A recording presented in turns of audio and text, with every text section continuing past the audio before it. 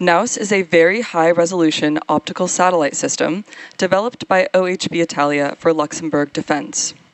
The satellite will provide high-definition images, allowing the Luxembourg government to capture key data for public administration, land monitoring, and more. In addition to NAOS, this mission includes several ride-along payloads, including 4 payloads for EXO launch. With over 450 satellites successfully deployed on SpaceX missions to date, EXO launch is a long-standing customer of SpaceX for small satellite rideshare missions. We also have 2 satellites on board for Planet, a leading provider of daily data and insights about Earth. To round out the rideshare, Druva Space's LEAP-1 mission is carrying 2 Australian payloads to orbit. After stage separation, today's booster will be landing back at Vandenberg Space Force Base at Landing Zone 4. This particular booster will be returning to Earth for its 27th time. The second stage will take over from there, powered by a single Merlin vacuum engine known as the MVAC. With its extended nozzle and optimized design, the MVAC drives maximum performance in the vacuum of space. Today, we'll ignite that engine 3 times before deploying the final payload into orbit. Topping it all off is the payload fairing, a 17-foot wide carbon composite shell that protects the payload during the uphill trip through the atmosphere.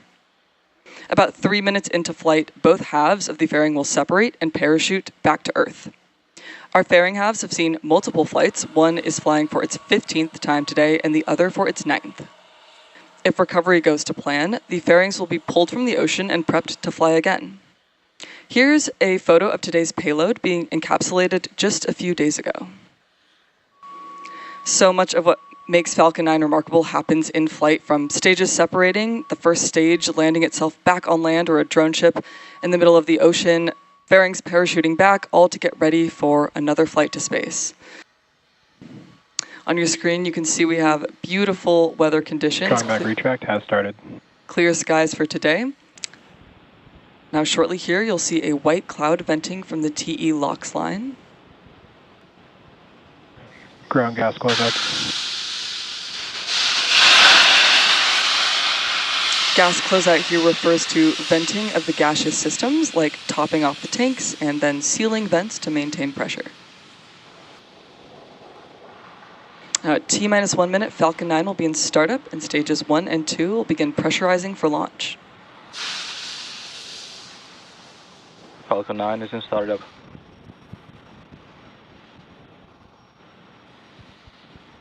Finally, we'll be awaiting the launch go pull from our launch director, confirming all systems are ready. LD is go for launch. And there we heard our launch director. Falcon 9 is go for launch, so let's sit back and listen in to the final countdown. T-minus 3 seconds.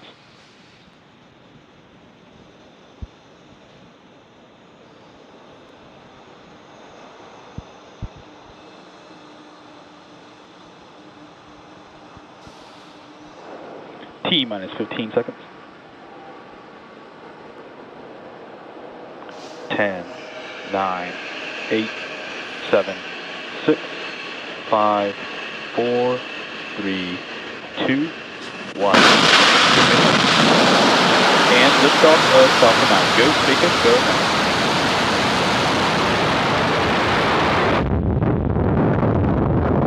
Vehicles pitching downrange. Stage 1 propulsion is nominal.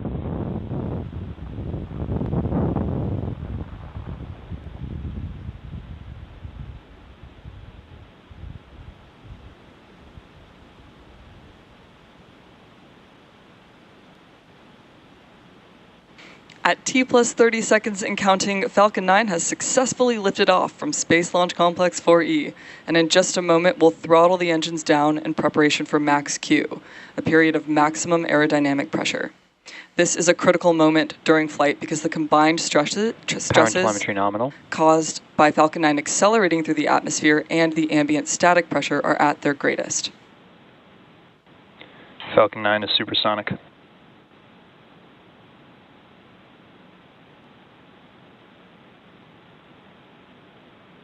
Max Q.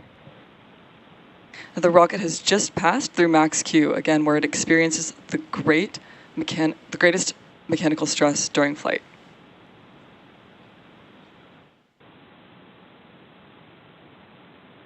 You can track our progress to orbit by watching And the back chill. left corner of your display showing first stage, velocity, and altitude. Now, we have several events coming up in quick succession, and we should hear these all called out by mission control, starting with main engine cutoff, or MECO, then stage separation, stage 1 flip, second engine start, and the start of boost back burn. Main engine cutoff is where we shut down all 9 Merlin 1D Trajectory engines nominal. on the first stage. Stage separation is when the first and second stages of Falcon 9 separate from one another. Stage 1 flip is when the booster uses its nitrogen gas thrusters to flip the booster around. And depending on the mission, it will perform a fast or slow flip. Today will be a fast flip, returning to the landing site on land. Second engine start will relight the MVAC engine, and a few seconds later, the boost back burn will begin as the booster heads towards landing zone at Vandenberg. Main engine cutoff.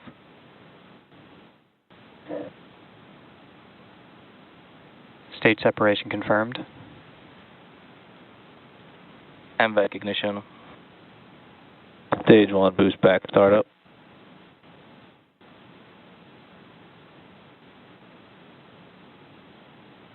And there we heard the callouts for a successful main engine cutoff, stage separation, stage 1 flip, and second engine start 1, as well as the start of boost back burn. We're now waiting for fairing deployment on the second stage. Oh, Fairing separation confirmed. great views here on your screen, and confirmation of fairing separation.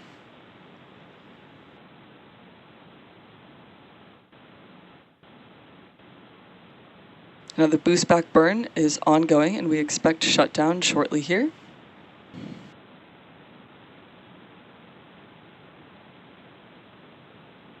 Stage 1 boost back shutdown. Both trajectories are nominal. Great confirmation of boost back burn shutdown, which concludes the first of 3 burns that the first stage will perform on its way back to Vandenberg. You can see the MVAC engine still powering our second stage to its target orbit.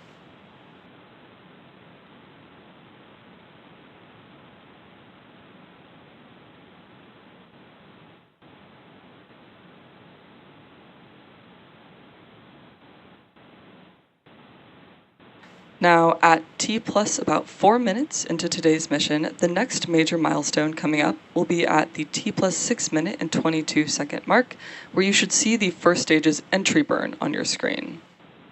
To start that entry burn, we will relight 3 of the M1D engines on the first stage, starting with the center engine, known as E9, followed shortly by E1 and E5.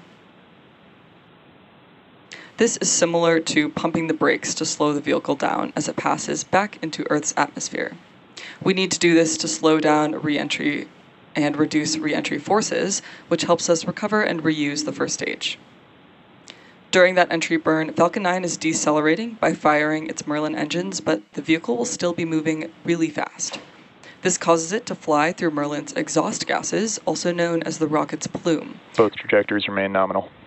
Now this will deposit a layer of soot on the vehicle's surface, and that's why our flight-proven vehicles look the way they do. The soot comes from the carbon-based fuel that Falcon 9 uses. With each flight, it builds up a little bit more on the outside of the vehicle.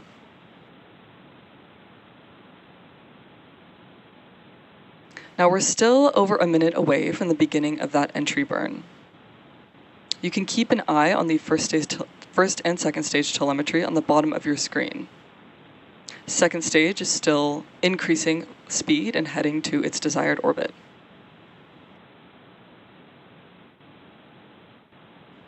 Reusability is key to lowering the cost of spaceflight, enabling more investments in critical space infrastructure. The Falcon 9 stage performing today's mission is performing this entry burn for the 27th time tonight.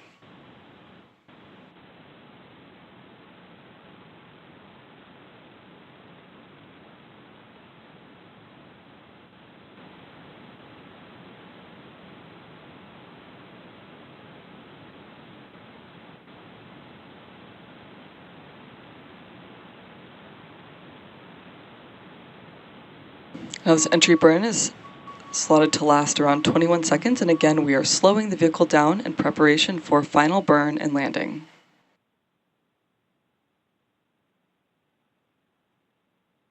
Stage 1 entry burn startup.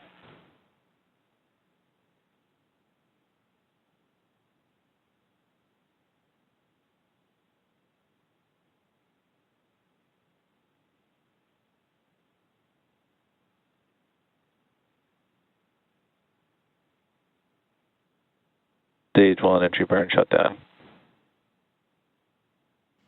And there's the call out for entry burn shutdown, which is the completion of the Falcon 9 first stage entry burn. Coming up next will be the landing burn, which will start in less than 1 minute. Now the Merlin engines on the Falcon first stage are optimized for sea level and achieve 190,000 pounds of thrust during ascent and descent.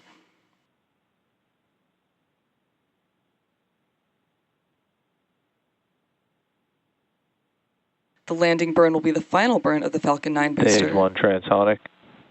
And it's used to reduce the remaining speed of the vehicle for a gentle and precise landing. Stage 1 and Stage 2 FTS have saved. Stage 1 landing burn. Landing burn has begun on the Falcon 9 first stage. This is the final burn the booster will perform before touching down.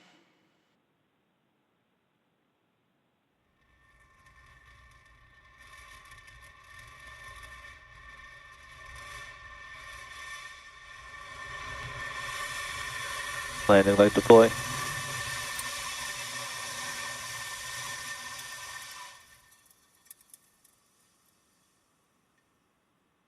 Stage 1 landing confirmed. And there you saw and heard the call out for successful landing of our Falcon 9 rocket. Again, this was the 27th launch and landing for this first stage. Now coming up next, we'll be hearing a call out for second engine cutoff 1, or SECO 1, which will be the shutdown of the second stage MVAC engine. After that, we'll be looking for confirmation of good orbital insertion.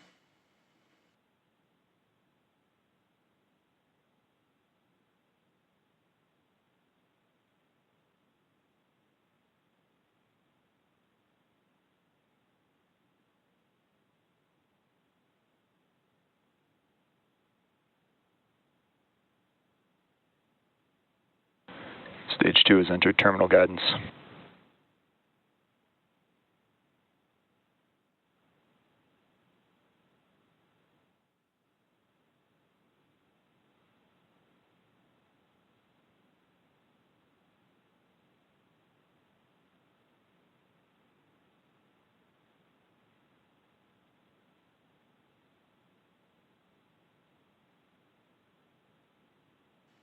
Again, we are awaiting second engine cutoff and confirmation MVAC shutdown. of good orbital insertion.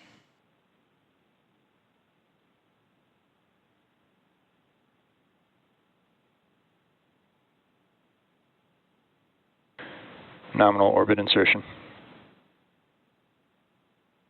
And we have confirmation of nominal orbital insertion. Now, in less than 2 minutes, we should see our first payload deployments of the mission. The first payload is our primary payload for this mission, NAOS, and that will be followed by 2 payloads for Planet, Pelican 3 and Pelican 4.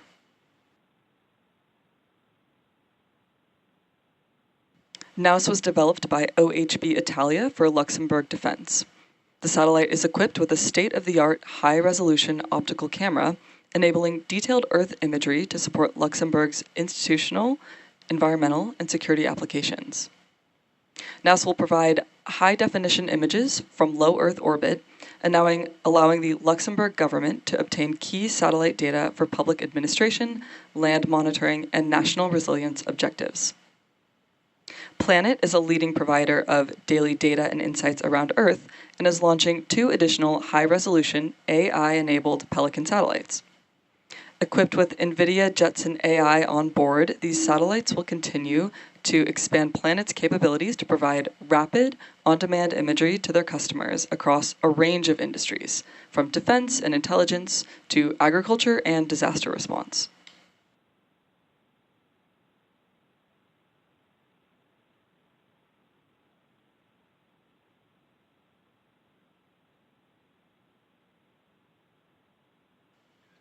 Now, at this time, we are awaiting the first of the 3 deployments in this group, which will be our primary payload for today, NAOS.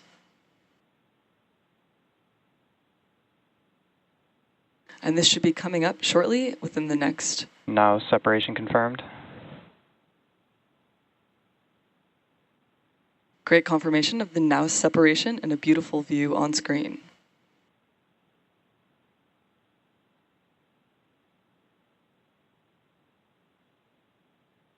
Pelican 3, separation confirmed.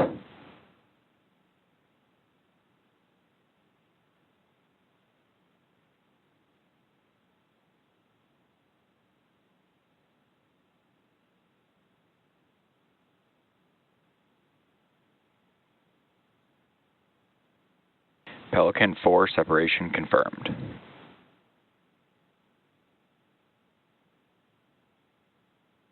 Great confirmation of successful separation for the NAOS, Pelican 3, and Pelican 4 payloads.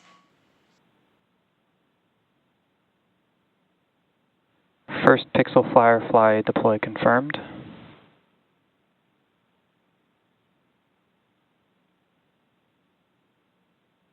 Druva Space Leap 1, separation confirmed.